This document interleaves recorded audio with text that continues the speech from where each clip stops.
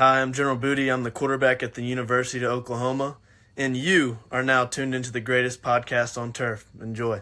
What is going on, you guys? Welcome back to this week's first full episode of the greatest podcast on turf. I'm Anthony. I'm Ryan. We got our Week 8 fantasy football start. I'm sitting here. Don't forget to like the video. Subscribe to the channel if you guys are new here. And let's get into it. Stardom quarterbacks of the week. I'm going with Mr. Jared Goff against the Las Vegas Raiders. Jared Goff this season has been solid every single week, pretty much. I think he's a QB 5 or 8 right now. What a guy. What an absolute stud. Last week, it probably wasn't the best game for him because they got absolutely destroyed by the Ravens, and I do understand that. However, even though they only scored 6 points, he still hung up 10 fantasy points. However, other than that, pretty much every other week he's been 20 points. Week 1 against Kansas City wasn't the greatest. The game against Green Bay wasn't the greatest, but 4 out of the 7 weeks are solid. And one of those weeks was Baltimore. However, this week going up against Vegas, their defense isn't good, if we're being honest. And, you know, if David Montgomery don't play, I feel like that puts him over the edge even more. So when you got, you know, the goal line back not playing, a team that's pissed off, Jahmyr Gibbs is going to get the ball. They're going to pass it to him. Amon-Ra St. Brown's going to eat. Everybody's going to eat. And Jared Goff is going to have himself a solid day. You're going to get about 20 points from the guy this week and be pretty happy. QB7, by the way. Excuse me. Hey, water. All right, my starting quarterback of the week, C.J. Stroud. Playing up against Bryce Young, traveling to Carolina, number 1 overall pick versus number 2 overall pick. My QB1 versus the consensus QB1 of the draft last year. Now I know it's C.J. Stroud, it's tough. There's no teams on bye this week, so this guy isn't he's probably not in the upper echelons of starts. But if you got like a Dak Prescott this week, a Geno Smith this week, even like a Brock Purdy if you're hanging on to him, it's not, I mean, you may want to look to start C.J. Stroud over him. C.J. Stroud has 4 top 12 finishes in fantasy football in 6 games. He played the 1 week he finishes QB 22 against Baltimore, and he finished against QB 17 against Atlanta, who's got a pretty solid defense. But, and I know Carolina's defense has been solid at times this year, but you got a Texans team that's coming off a bye. You got number 1 versus number 2 overall picks. Who's a better quarterback? The Houston Texans are getting healthy on the O-line. Their receiving room is back healthy. They got Tank Dell back this week. He's cleared the concussion protocol. You've got a Dameon Pierce who hasn't been that good playing against a terrible Carolina run defense. All signs point to this being a C.J. Stroud masterclass game. I think he's going to ball out this week. I think he's got something to prove. And I just don't think that Carolina's defense is going to be able to really put up. I mean, yeah, they'll put up a fight. They do here and there, but I think C.J. Stroud and the Texans come out of this one on top. I would start C.J. Stroud this week over a couple guys, especially some of the guys we're going to tell you to sit. Who was your sit-em quarterback? J Love. Gotcha. So my sit-em quarterbacks, Anthony pretty much named every single one, so I figure I might as well too. Geno Smith versus the Browns, Stafford and Dak are playing each other. I would sit all 3 of them. Basically all for the same reason. It's a tough matchup for every single one. The quarterbacks themselves haven't been the greatest this year. I understand that, you know, Stafford and Dak have been pretty... They've all been, like, decent. They've all been around quarterback 10 every single week. I feel like if I looked up where they are right now, it's probably like quarterback 10, 13, and 15. But, you know, starting those guys, it's hard to start those guys when they're playing against a tough matchup, and that is why I'm sitting all 3. Daily fantasy, you will not see me putting one of these guys on my team.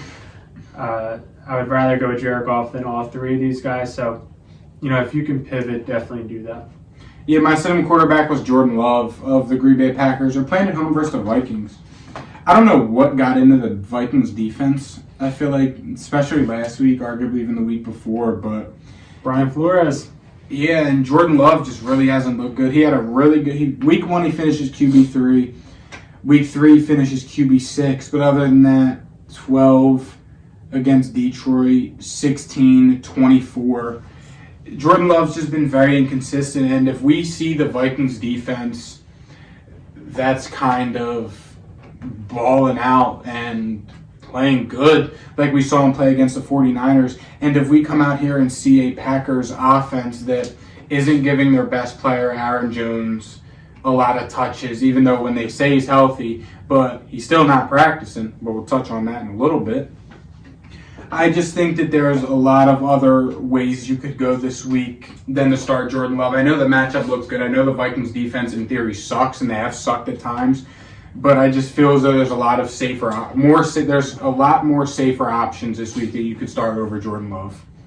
Jumping to the start on running back side, first group I'd like to mention is the Lions running backs versus the Raiders. I feel like you can start both of them if David Montgomery plays, and if David Montgomery doesn't play, you obviously start Jahmyr Gibbs.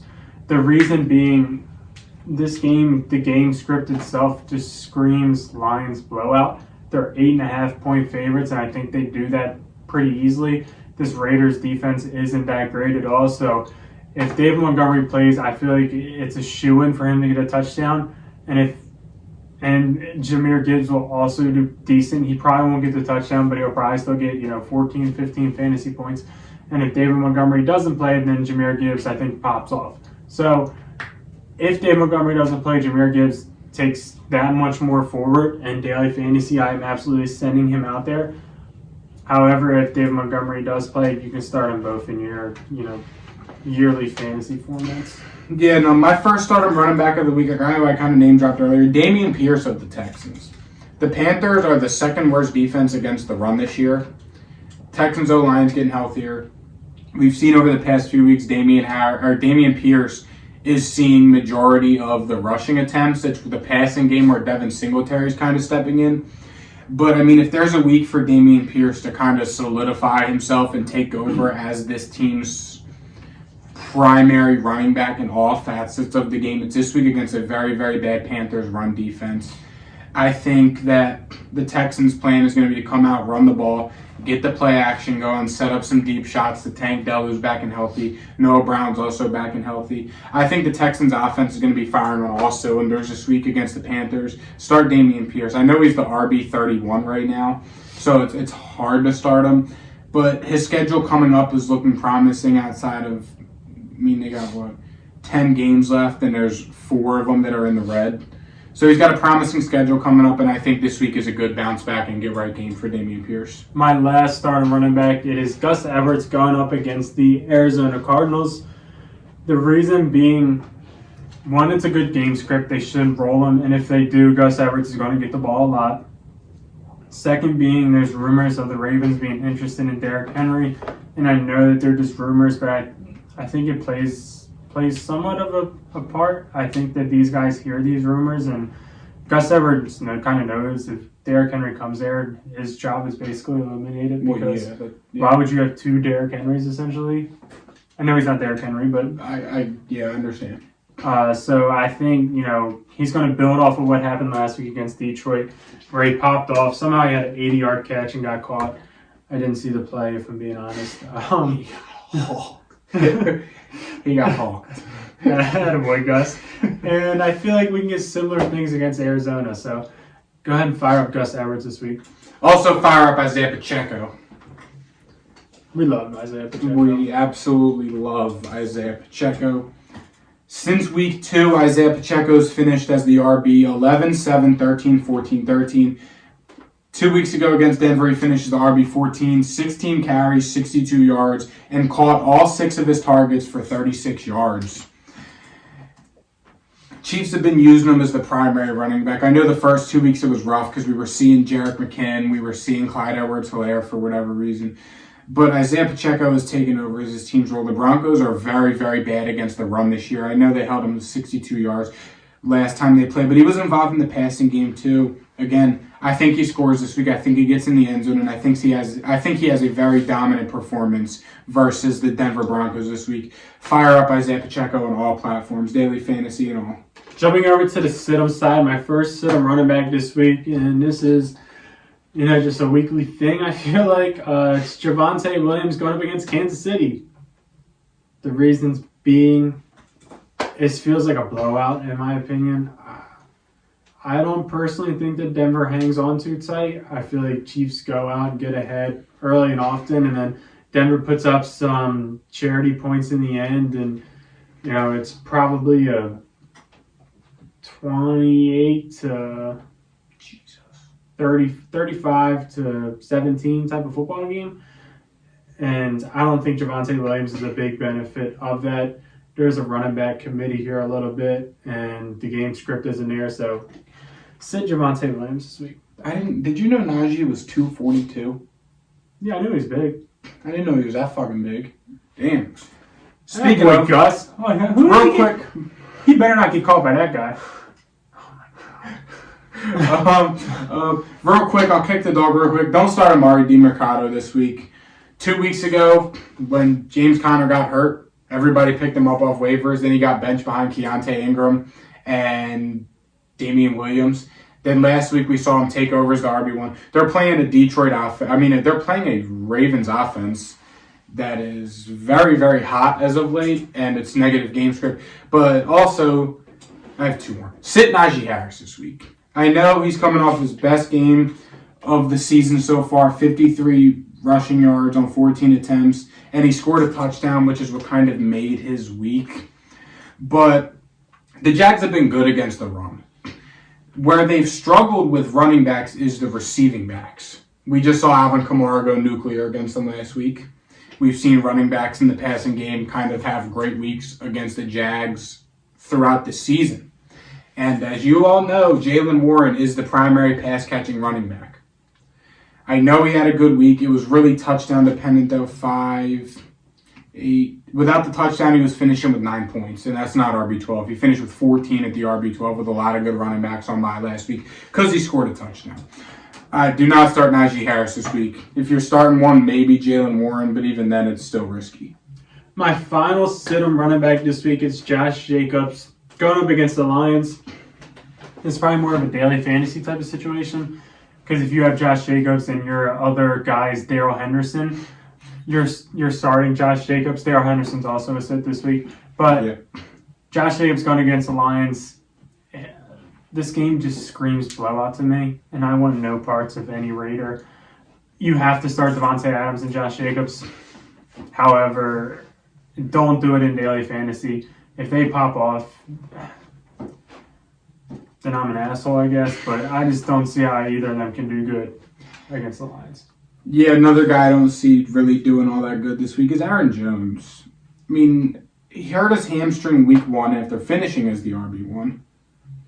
But other than that, we saw him back active against Denver last week, which should have been a really good game script. But he finished with only 11 touches, 50 yards to total for the 2, only 8 carries, and he didn't practice today.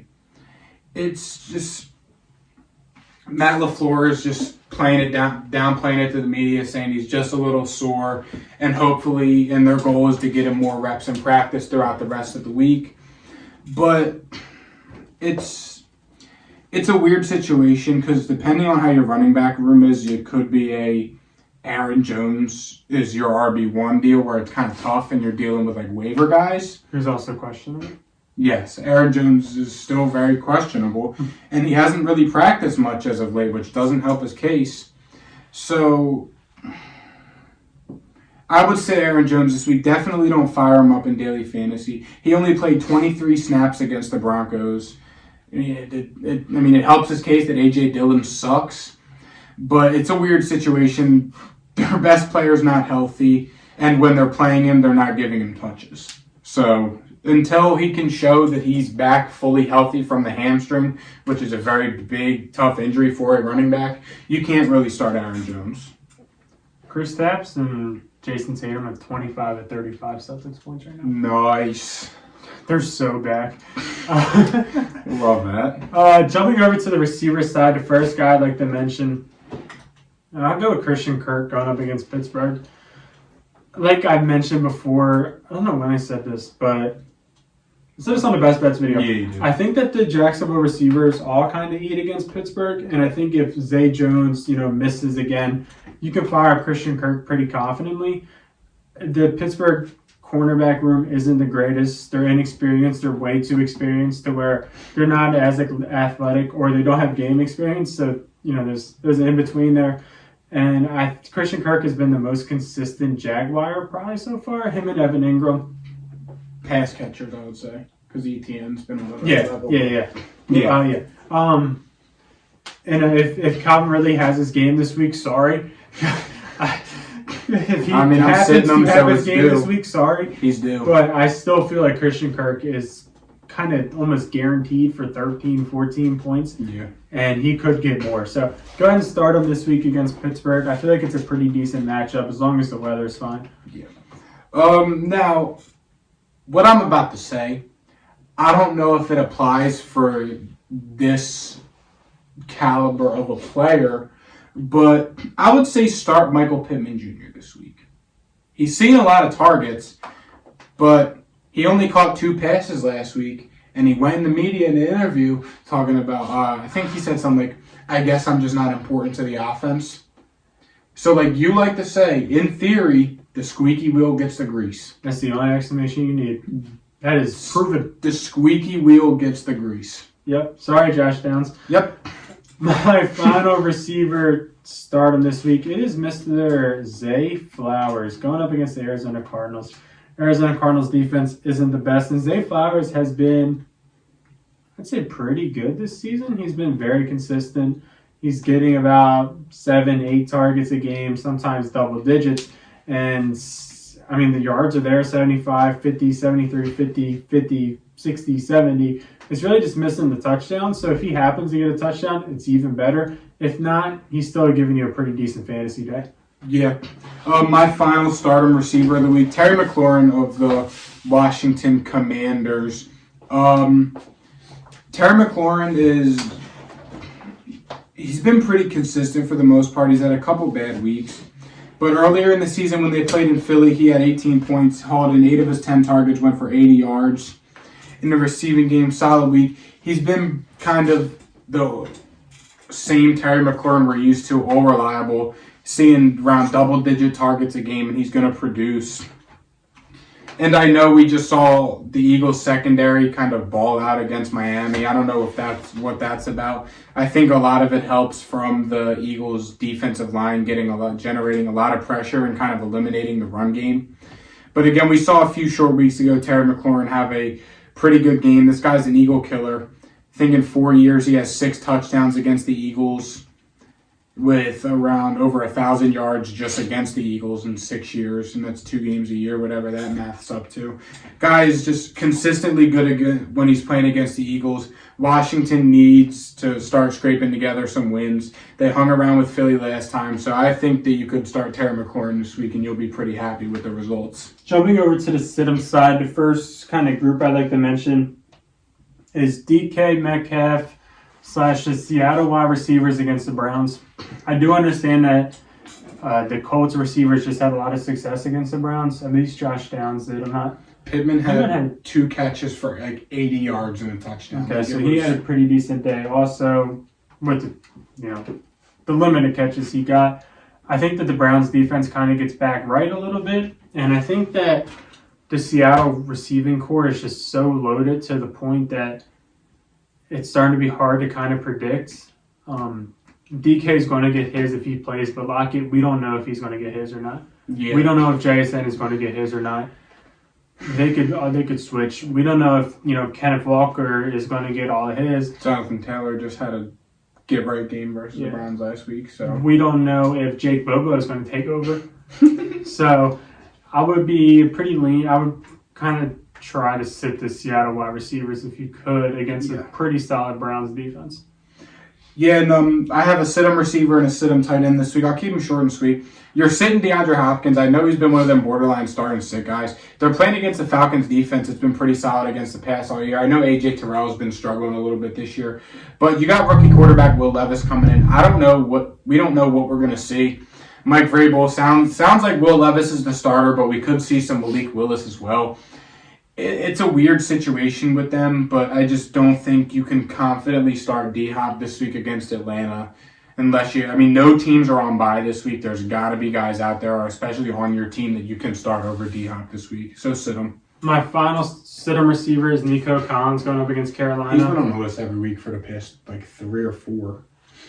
Hopefully only 2, because I don't think I would have said him against Pittsburgh, but Nico Collins, he wasn't even on last week. They had a bye. Nico Collins against Carolina. Carolina is a pretty decent defense when it comes to passing touchdowns. So I'm pretty sure they don't allow many passing touchdowns at all. Until this week, until Nico Collins has 4. But Nico Collins, his production has kind of been like hot and cold, if that makes sense. I don't really love that for a fantasy purpose.